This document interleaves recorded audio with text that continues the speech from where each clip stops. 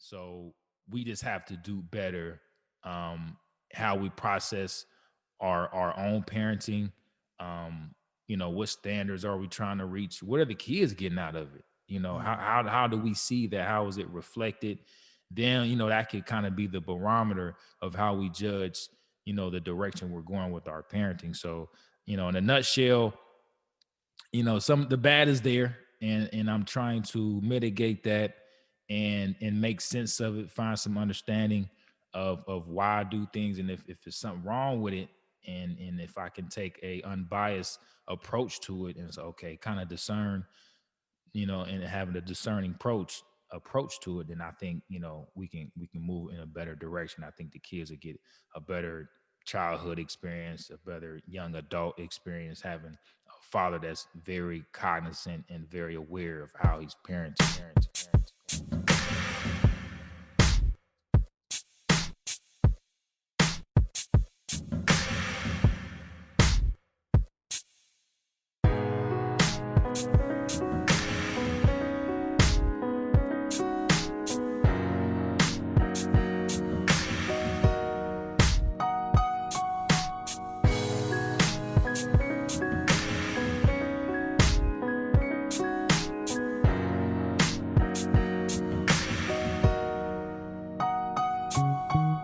What's going on, family?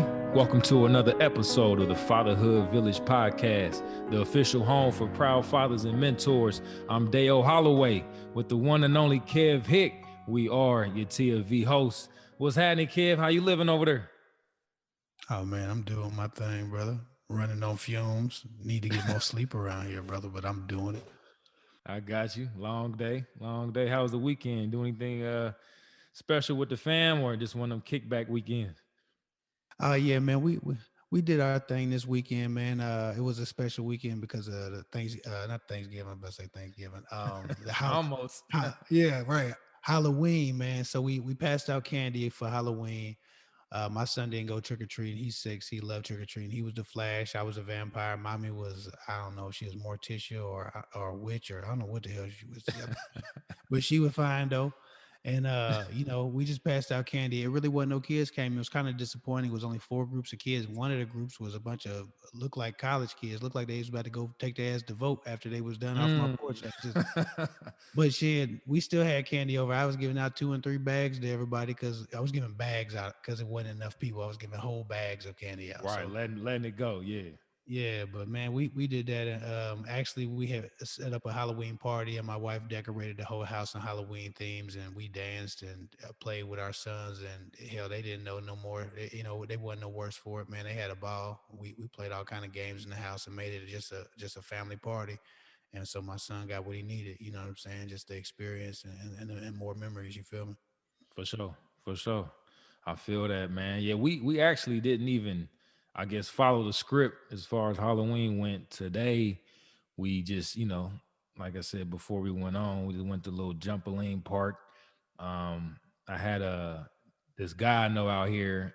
His wife is pretty good friends with my wife, so we kind of planned this all out and to get the kids out the house because you know once this COVID thing dropped, it wasn't a whole lot of action anywhere outside of playing Mhm. at the park or in your backyard or things of that nature. So we're like, hey man, let's do something and get these kids outside of these walls. Let them be kids, let them jump around, get that energy out, and they enjoyed it. I mean, it's hard for them to have a bad time there. So Yeah. spent a couple hours there, man, and like you said, man, creating those memories. So that definitely a lot of fun. But hey, family, again, thank you for checking out yet another episode. If you haven't listened to our episode yet, or any of our episodes that we have on our catalog, you're in for a real treat. You can find a lot more of our content on IG. We're at the Fatherhood Village, and we're on Twitter at Real TFV. So for this episode, this is the 29th episode. We're getting into, are we just like our parents? That's today's topic. All right, Dale. So before we continue, I want to give a shout out to our sponsors. Let's get checked. Listen, fellas, low testosterone can cause muscle loss, erectile dysfunction, reduced sex drive, fatigue, obesity, and symptoms of depression. So, if you're having trouble making gains at the gym, putting it down in the bedroom, maintaining adequate energy levels, staying lean, having mood issues, you could, in fact, have low testosterone. I can say from experience that Let's Get Checked makes getting tested easy with next day delivery. You just receive your test, send it off, and get your results in 2 to 5 days. Get your testosterone levels checked today at trylgc.com/TFV. Again, that's trylgc.com/TFV. The coupon code TFV gets you 30% off in the checkout. As men and as leaders, we got to be fully functional out here. The array of home health test kits available from Let's Get Checked makes staying on top of your health easy. So check it out, guys. The link's in the description. Now let's get back into this conversation. A couple bullet points. One being, what parental habits or styles have we adopted from our parents, whether it be good or bad? And and the next one being, would it benefit us to have an outside opinion or perspective from our parents or other trusted slash credible family members? Should we kind of remain open to criticism or some advice, or should we just do our own thing and not even worry about a whole lot of um a lot of extra commenting and other things of that nature? So we'll dive right into it. So the good and bad, some things that we picked up, man. I'll start real quick. So, if you haven't heard any other episodes, so my story, obviously we have polarizing stories as far as coming up and being raised. So I had two sets of parents, and my stepfather was around more than my dad. Not, I don't want to say that incorrectly. So both of my parents obviously remarried. My mom had me most of the time. She had, uh, primary custody, so I would only see my father, a couple times every couple of weeks. So I was around my father, my stepfather more often. So a lot of what I've picked up naturally came from how he raised me and how things went in the household with him around. And my mother, she allowed him to discipline me. She didn't really get in the way of a lot of things, whether I liked it or not. I'm looking at my mom like, bro, what? You just gonna let dude talk to me? Or it wasn't. I'm not gonna say it was, it was evil or he was, overstepping his boundaries. I mean, it was a couple of little run-ins as I got older, but um, that was those adolescent years, and you think you big enough to step to the plate. You know what I'm saying? You You feeling smelling like your you a man. nuts. Yeah, yeah. So, um, it was some small little run-ins, down the line, but I can see now that how I speak to my kids more or less is from how he spoke to me. I'm a little bit more stern, a little more direct, but I try to balance that and add more elements from what my father was like. He was more diplomatic. He wanted to sit down, speak, and have a conversation. He didn't want to whoop me all the time. He might only whoop me, less than a handful, you know what I'm saying? So, he wanted to understand, hey, he had more of the patience because he didn't see me as often. That's kind of what I think. But Yeah. I'm not saying that it would have been a whole lot of a whole lot of difference to that if I was around him. I just think his tolerance level was much higher because he didn't deal with it on a day in and day out basis. So, you know, and I try to encapsulate that and remind myself like, hey, there's another way to go about this. And as much as I don't want to be just like my stepfather, I seen some flaws, some errors, some things that I want to do differently. It doesn't always naturally come across in the first time that way. Sometimes I gotta dial back and say, wait, uh oh, I'm going a little too far. Or, hey, I should have said that differently. My tone's off, and then I'm like, man, I'm acting like him. You know what I'm saying? Like, and I had to catch myself. So it's with me, it's about taking the good, and obviously you're not gonna be the perfect parent. There's gonna be some things that you wish, like, you know what, if I knew a little bit better, or if I took my time with this, maybe a different result, or I would have felt better about doing it this way. It's gonna happen. Like, that's not what we're looking to do, is be perfect, because there's no such man, there's no such woman. So we just have to do better, um, how we process our own parenting. Um, what standards are we trying to reach? What are the kids getting out of it? How do we see that? How is it reflected?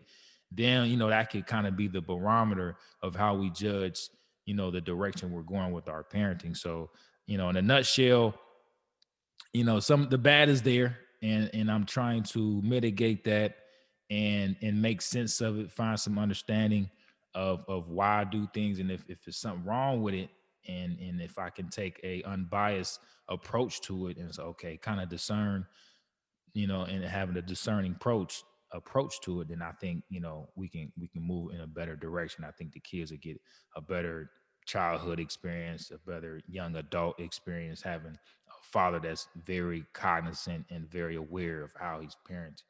But go ahead, kid, what you got? I think you hit the nail on the head as far as the gift of it all is you, as a father, what makes you great is that you are able to judge yourself and critique yourself in that moment, and not just critique yourself and say, oh well, nobody's perfect, fuck it, but actually do something about it. Figure out how to be great, formulate a plan, strategize, use some tact, employ some different skill sets that maybe you don't have, or they don't come as naturally, but you can develop, right? Like that is the goal, and that's the superpower for a father who's great versus a shitty father. Is a shitty father is he's unadjusted, he's unwilling to make adjustments, and it's really rigidity that starts to affect the child, as opposed to parenting, love, care, nurturing, and all of these other things, right? So for me, I can say that I've I've I've always liked to think that I've taken the best of every person that had something to do with my upbringing, and me and you do have different backgrounds, but I had a stepfather from 13 to I guess 18 till I moved out. It was just I had lived without a father for every year before that, so it didn't really, didn't really matter as much by that point. I was who I was. Hmm. Um, but I can say I do have some things in common with my mother, the way that she talked to us, the way that she handled certain adversities. My mom was very sweet. She was very loving. She had, her alcoholism and, her addiction, but she was always a lover, to us. And really she would raise hell, but she do that sober. You know what I'm Hmm. saying? My mama is the type that will cuss your ass out and not think nothing of it. In fact, she's trying to figure out how to cuss you out worse than you've ever been cussed out in your life. She's gonna. I've watched my mama moon people. I've watched my mama tell them to SMD. I watched Hmm. her call people. The way she calls a person a bitch is legendary. The way she enunciates the I itch part of it is insane. So I can tell you that I grew up in an environment that was a little bit different, and may have been frowned upon by people with different parenting structures and household types. But I can tell you that the beautiful thing about my mom's parenting was that she was honest, man, and she would just say it like it was. My mama ain't got no room for the bullshit. She ain't gonna fluff nothing. She don't even know how to tell you in a way that's other than how she's thinking it, right? And so that gives me a gift because it makes me very genuine. People know me for keeping it real. You know me since high school. People know I'm not gonna bullshit with you. I am what I am, and that's what the fuck I am, right? Hmm. But when it comes to parenting, there's some challenge there that now I'm trying to adjust out, right? Because while I could appreciate what my mother was doing with my personality type, I would have naturally probably not been a bullshitter, and it was just accentuated simply because she was like that as well. But with my sons, is I catch myself being, a little bit too blunt sometimes, or doing the tough love. My mom was a tough love. She that was her thing. She'd tell you tough love, and then she'd say some tough shit. I was like, oh, okay, Yeah. yeah, you wore me, so So with my son, I kind of have a tough love a thing too. But what I've learned to do is balance his experience with me with not only wisdom and guidance, which I'm a teacher by nature. I think I've made a life and career out of being able to teach people complicated subject matters in an understandable bite-sized form. I have that gift, but in my parent hat, sometimes it doesn't come out first, right? So I catch myself being a little bit stern or a little bit rigid.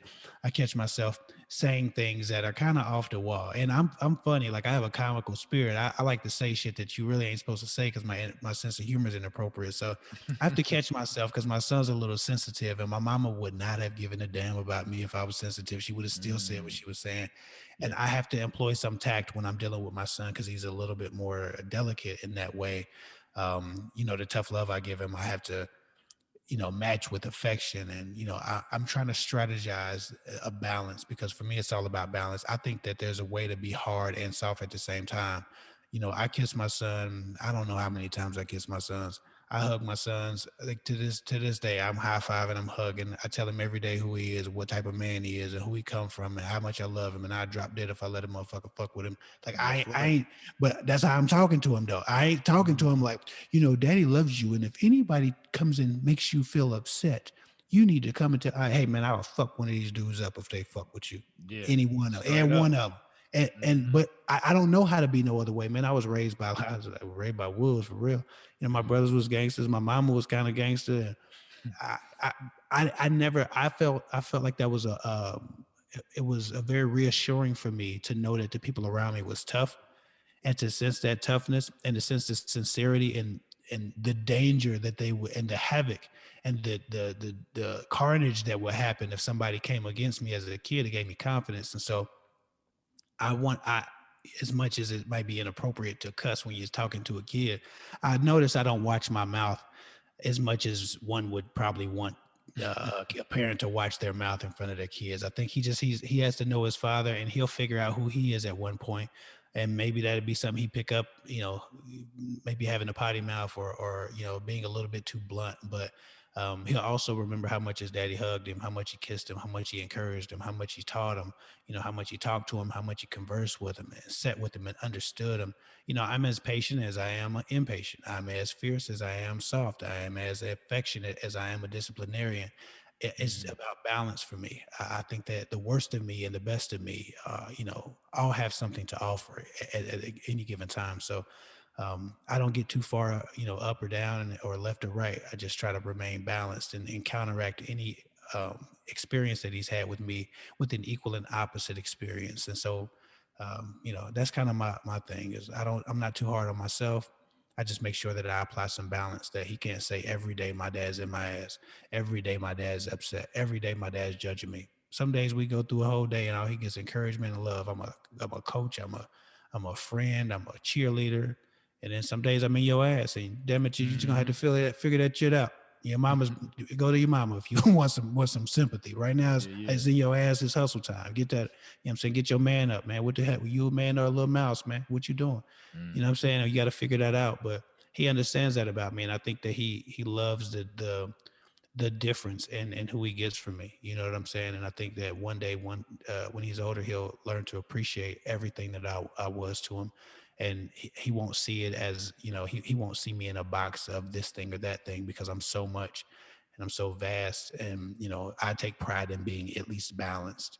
Of Mm. course, I'm trying to fix my imperfections. Of course, I'd like to maybe not be as intense sometimes, but his mom's soft. Like I'm trying to also counterbalance her Yeah. what she's doing. You know what I'm saying? I have to counterbalance her, and then I have to counterbalance myself. And I feel like I found the perfect level of ferocious and gentle and peace and war and and kindness and disciplinary and patience and just this like all of it. I'm just trying to get to the middle, and I think that's going to be a benefit to him. So Mhm. but yeah, like Nice. my mama, I cuss a motherfucker out, or I might say something, and it be like, "Oh, I'm sorry. Let me rephrase that, sir, Yeah, yeah. son." You know, Got you. Got you. Powerful, man. Appreciate that. So obviously the rigidity is from your mother, the cutthroat, straight to Yeah. the point, no extra, just we right to it. Um, so I like you said with your brothers picking up a lot of the slack that was left behind.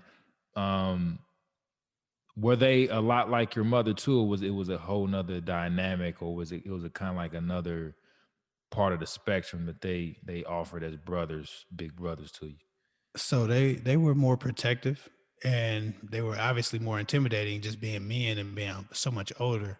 So it wasn't like I was testing them. So it was certain things that they wouldn't even get from me just because I wasn't trying to get slapped. I remember one time I came out rapping Bone Thugs and Harmony to my brother because I thought he was cool. He was a gangster. He'd appreciate me knowing all the lyrics to Bone Thugs and Yeah, Harmony. yeah. And I got to one of them quick, motherfucker. And hey man, he slapped the shit out of me, man. I never Oh forget that. man. I was 5 years old, rapping that bone shit, and he was like, "Sir," he was like, "Nigga," slap. It's like, oh, okay, I guess I can't rap it to you then because Right. He we're not there understood yet. real quick. Yeah. Yeah, we're not there yet. Cool, cool. I got it.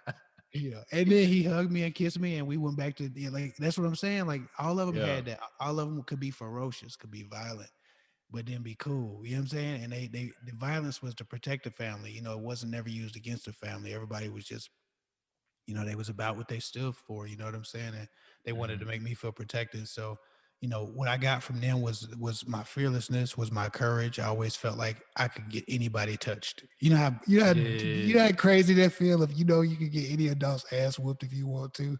Like that was Nice. deep.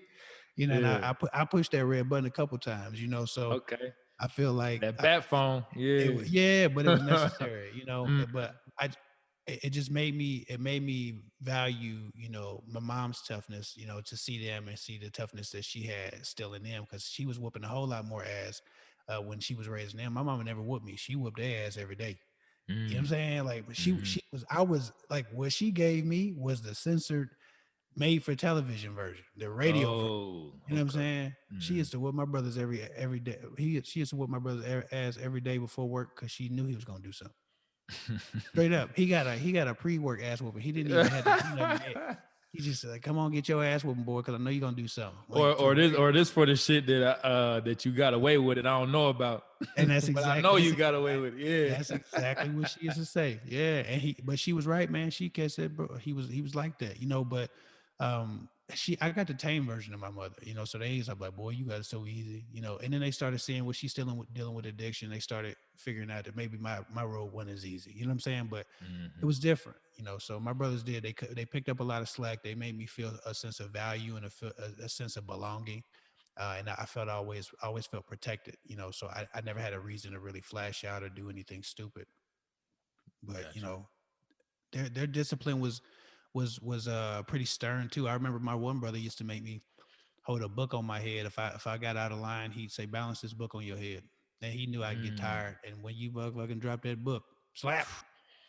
Yeah. And so you got all this time to think about it while you hold this book on your head, trying to figure it out.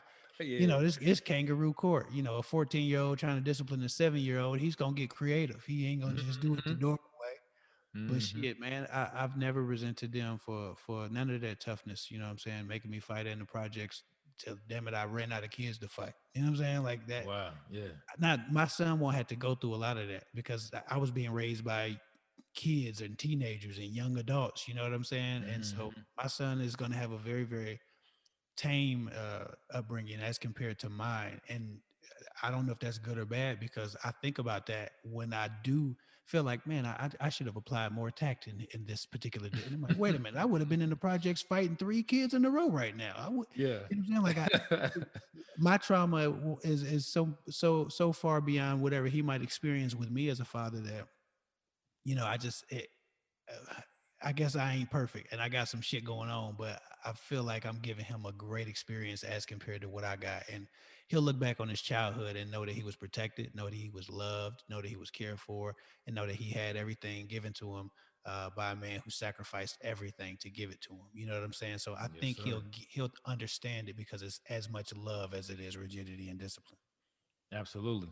That's what it's about. Yes, sir.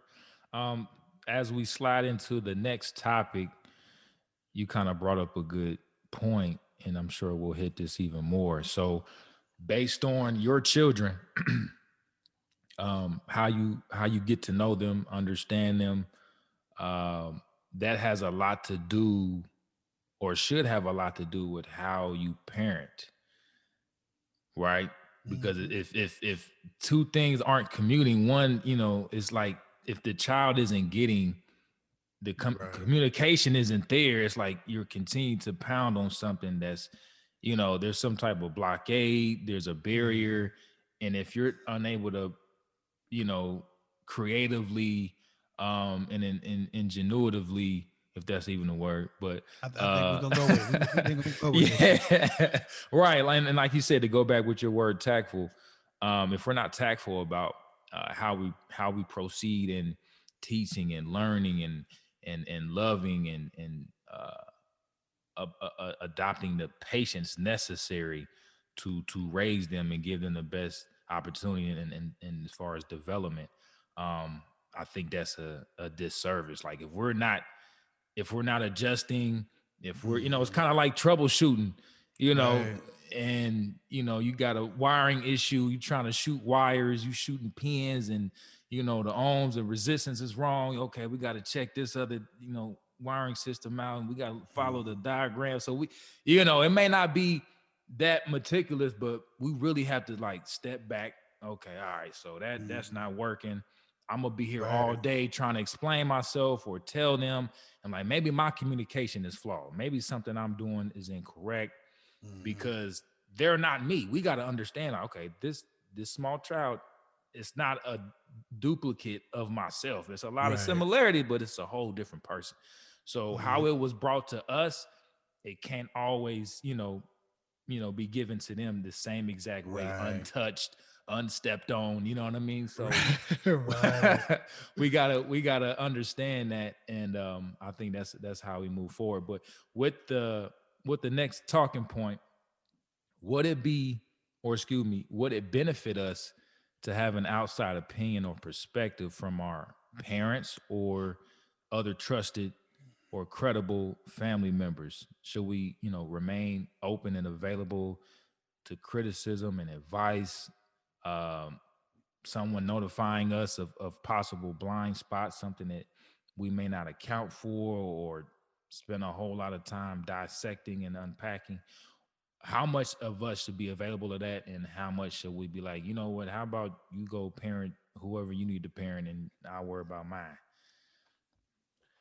I think that depends very heavily on how involved they are with your child or with your household, how close knit the family is. To your last point, exactly. All of that, right? You always have to make sure that the message is being gotten by the child. You can't be so rigid in what you're doing that you can't make the adjustment necessary to get the message through. But with that said, as far as taking other people's advice and outside advice, the parents' first responsibility is to ascertain how their child is learning, what messages touch them, how they receive the messages, what language do they speak emotionally, right? It's not just verbal, it's emotionally, energetically, like what really touches them, what method gets the point across to them, because they don't hear things as we say them, Mhm. right? And so making those adjustments as a father or as a parent in general is the first priority. The thing is, knowing that kid, knowing yourself, managing yourself, checking yourself at all times, and then trying to figure out how to then, contort your message in such a way that your child can understand it is all a job in itself, right? And you have full awareness, and you are in the know, and you have all the information. And if you're a good parent, you're still like, damn, did I do that right? Mhm. Sometimes, right? Like you're still like, Mhm. oh, did I do that right? Because in all my rigidity and all my affection and all of the highs, lows, ups and downs of who I am as a dad, I'm doing that with all of the information, and I'm adjusting. I'm always making adjustments. I'm always making adjustments because you want that. But at the same time, if somebody come and tell me, hey, you did this and so, you should have did this with him instead. That would be valuable if you had half the information I have. But Yeah. I know me, I know my weaknesses, I know my flaws, I know where I'm failing, I know where I'm succeeding. Then I know him, I know his intrinsic needs, I know his emotional needs, I know his sensitivity level, right? I know when he stops listening, I know when he's breaking down. I can look at him and tell if he's happy or if he's trying to look happy and he's sad, right? I Right. have all the information. On top of, I'm not to shit on my people, but my family isn't known for the best, greatest parents in the world. It's a lot of addiction in my family. I don't even know who I would Mm. turn to and say, "Hey, what should I do about this?" You know what I'm saying? Like, Yeah, yeah. our generation is really breaking some generational curses because we don't. There's not a lot of history of, we got some dysfunction going on. So, Mm. not nothing against my mom or my aunts or any, nobody, but we haven't seen, the type of, parenting that you say, oh, okay, you're 100% perfect. Let's figure out what you got going on, or 90% even. We've seen a lot of flawed shit going on. And so, I could pick out some good parents in my family.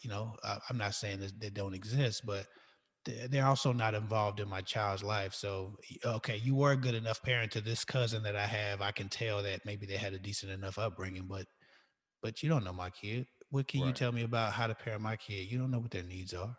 You Right. don't know what he means, or you don't know what his intention is when he does It this thing or that thing. it You doesn't know, correlate. Yeah.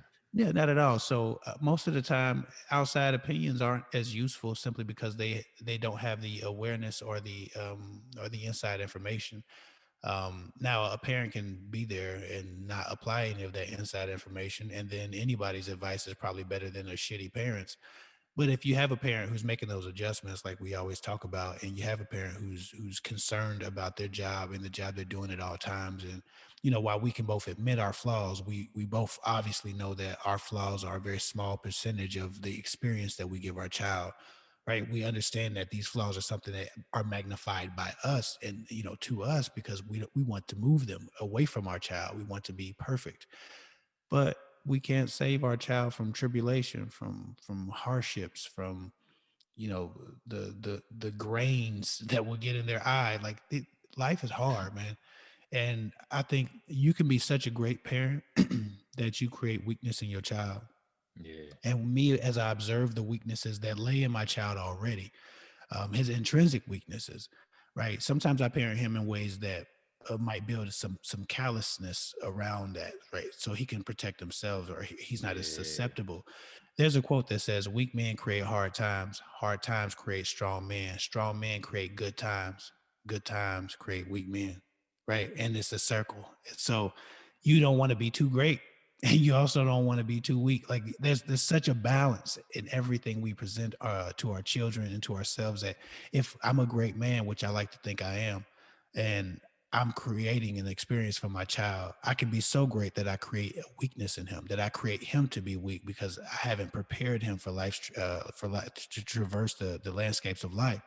Right. So I have to have some flaws. There has to be some rigidity. There has to be some roughness, some rough terrain. He has to have something to overcome in some way, right? And Right. Right. my job is, as a father, is to select that thing and make sure that strategically the things he encounters are going to build him up. And I'm there to support him that whole time, and that he doesn't have to be protected from me, right? But Yeah. from life, right? He won't need Right. protection from daddy, but he will need protection from the things that daddy's trying to figure out how to employ in a way that gives him just enough of it that he knows how to deal with it when it comes, when I'm not holding his hand walking down the hallway anymore, when he's too old to come and say, "Hey, dad, can you help me?" He needs Hmm. to know how to traverse these things. And so some of my toughness is because I sense a weakness in him at this thing or that thing, or too hypersensitive in this way or that way. Right. You can't be crying at work because you didn't get your motherfucking toy, or you know what I'm saying, like that. In Yeah. adulthood, if I nurture that shit, then I create a man who's unstable emotionally. Right. So I'm always thinking about the long term emotional implications of the words I use and the words I choose as compared to my wife. Right. Offering balance. I'm always concerned about, whether or not I buy the toy or not buy the toy, as compared to when my wife is going to buy or not buy, or how often she does this or that thing. I'm trying to create a balanced young man who can be disappointed and still keep going, who won't stop, who won't quit, who won't fold, but who also can love others without cause and without need. and without something to gain from it, right? Like there's Right. so much we're trying to give the person that we're building, not just survival skills, but character, intention, integrity, passion, and purpose. All of that shit matters. And so our flaws contribute as much as our gifts to our children, as long as we are constantly managing what we provide them and that there is balance there. Exactly. Great points. Great points.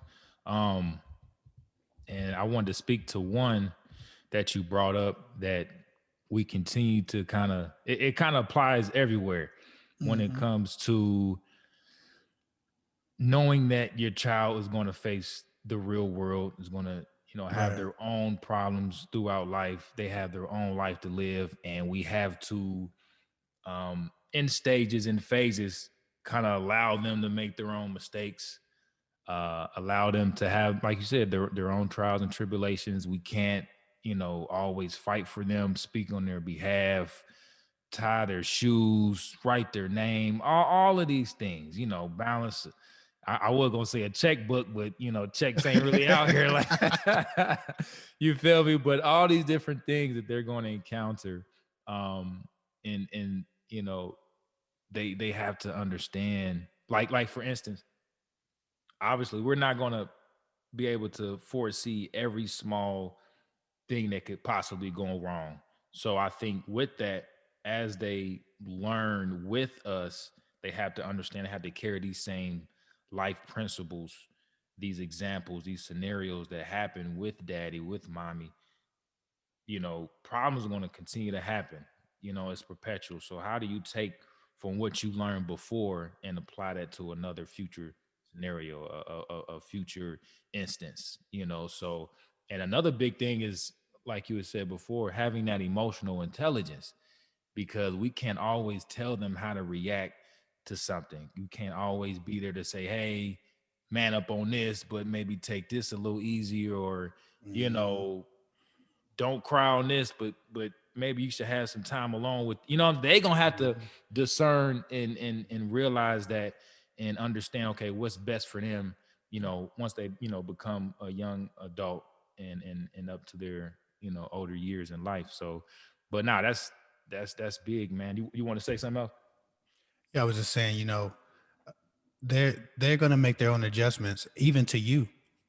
I've Mhm. noticed that my son used to be a lot more sensitive to certain things from me, right? And when I see him respond now, I'm like, yes, right? Because I want that. I want to see that evolution, and it's not about muting parts of him or stumping on his growth or evolution. It's literally it's about fortifying his defenses and making sure that he can adequately enough accept disappointment.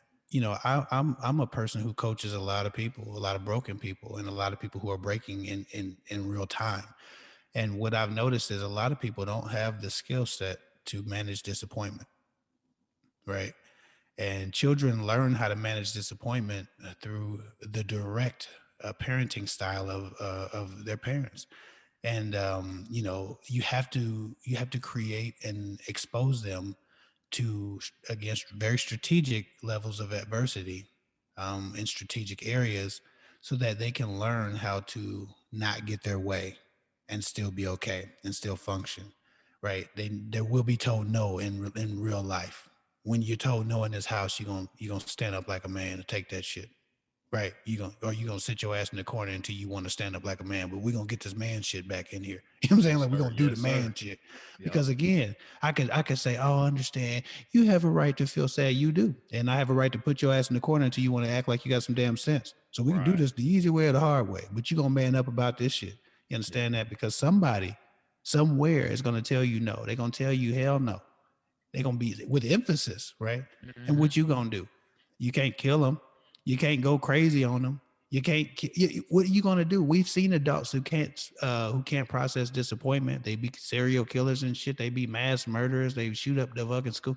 They doing all this dumb shit because they never learned how to get told no. They never learned how to get told, man, shut the fuck up, man. Yeah. Right? They never learned how to just not be the priority in a room. They never learned how to be ignored for a little while or not fit in or feel awkward or you know what I'm saying? Like I don't want my son to ever feel like he's not good enough. And so I always tell him, who are you? Who are you? Yeah, I'm a God. I'm a king. I mean, we got a whole thing. Maybe mile long, boy. He know who he is. He feel good about Yeah. himself. And I put him in in places and opportunities to challenge him so that he can prove to himself who he is. And that's the difference, right? I can tell him who he is, but he needs to show him who he is. And so that's why we do all these extra things so that when he does what Daddy told him he's capable of, he starts to believe, damn, I am that. Daddy ain't bullshitting. Yeah. I am a king. I That's am a right. lion. I am brave. I am courageous. I am unstoppable. Look at this thing that I thought would stop me and it don't. But again, that's intelligence parenting. If you're not applying that emotional intelligence, if you're not applying that strategy, I don't care how much advice you get from somebody who don't live in your damn house. I don't care how perfect you are at following the societal rules of what a perfect parent is. You will raise a marshmallow Yeah. because you don't have balance, and balance is key. Yeah, yeah, and that's a whole another episode right there.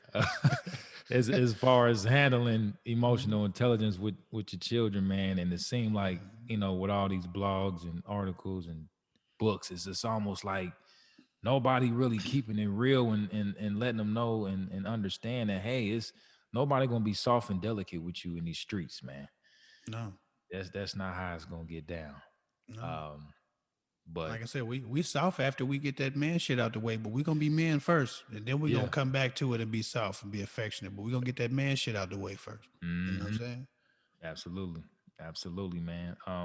Yeah, we covered a lot. Confronting old ways with new understanding. And like I said, I think fatherhood is forever evolving. Uh, Yeah, when it comes to just how it should be approached by anyone that's a father. Like what you have going on right now in your fatherhood is going to be different in a few years because they're going to need different things from you, yep, and you got to change the playbook up a little bit. yep, um and then you know, indirectly we're influencing and affecting the sequential generations, our son's son, our son's right, children, and our daughter's right, children, things of that nature. So what we put out there in the atmosphere and the energy that we're giving, um, it comes back around. Like I said, the topic of the podcast, man. How much are we really, like our parents? So this is going to resurrect, you know what I'm saying? And it's yeah, up to us to know, like, hey, are they taking, is it more good that they're taking than the bad? You know what I'm saying? So yeah, so long, like I said, they can process those things adequately. We're moving in the right direction. So, but yeah, yeah. any last little tidbits you want to add before we wrap up? I always just think about my experience growing up, and I would imagine he could have worse parents than me. You know what I'm saying? Of course. And I think that all of us at some point kind of have moments where we're disappointed in ourselves or how we handled this thing or that thing. And for me, I always just remember how he could be living as compared to how he is living. And sometimes I just got to give myself a break, and then other times I got to put a foot in my own ass. You know what I'm saying? Like, Hmm. just be self-governed and really commit to taking action when necessary to correct yourself, man. But yeah, we are kind of like our parents, whether or not we like it. A lot of times, just hope Hmm. that you got the good part. And I think that my mom was affectionate as hell. We danced when she was drunk. We sang, we hugged, and she was just always so wonderful and so affectionate, drunk or sober. And so I've gotten that part from my mom the most. And so I've kissed, I don't even know how many times I've kissed my son today. Both of them. My damn Yeah. lips should be chapped. You know what I'm saying? Yeah, I just I yeah. just make There you sure I go. love them, man, and I hug them and I hold them, and they be crawling on me like ants, and that tells me that they love me back. You know what I'm saying? So as long as Absolutely. he's not fearful of me, as long as he's not avoiding of me, as long as he's running to me and he's joyful and he lights up when he sees me, and I feel like I'm earning that every day with Mm. with the father I am and with what I'm teaching him and guiding him with. Sometimes that's all we can hope for is, man, to just be proud of the fatherhood job that we doing for our kids. Yes, sir. Yes, sir. Um, man. Another good one in the books, man. Hey, listeners, go love on your kids, man. It can never be too much of that. You know, man, gotta embrace that. And can never take your fatherhood privilege for granted. So, if you haven't already, followers, all our supporters, please rate us. Drop a a little 5 star for us, man. If you feeling like it, man, give us a review. Let others know that you've had a good time enjoying our show. You know what we're saying. Our messages are clear, they're concise. You know, we're influencing a lot of good thought and a lot of good conversation. And we want fatherhood to continue in a positive trajectory. So if you with that, you rocking with us, please let all your peoples know. Share us on social media, man, and continue to rock with us. We appreciate your support. So as always, we're on IG at the Fatherhood Village, and we're on Twitter at RealTFV. Without further ado, I'm your host, Dale Holloway. That's Kev Hick. Peace and love. Peace and love.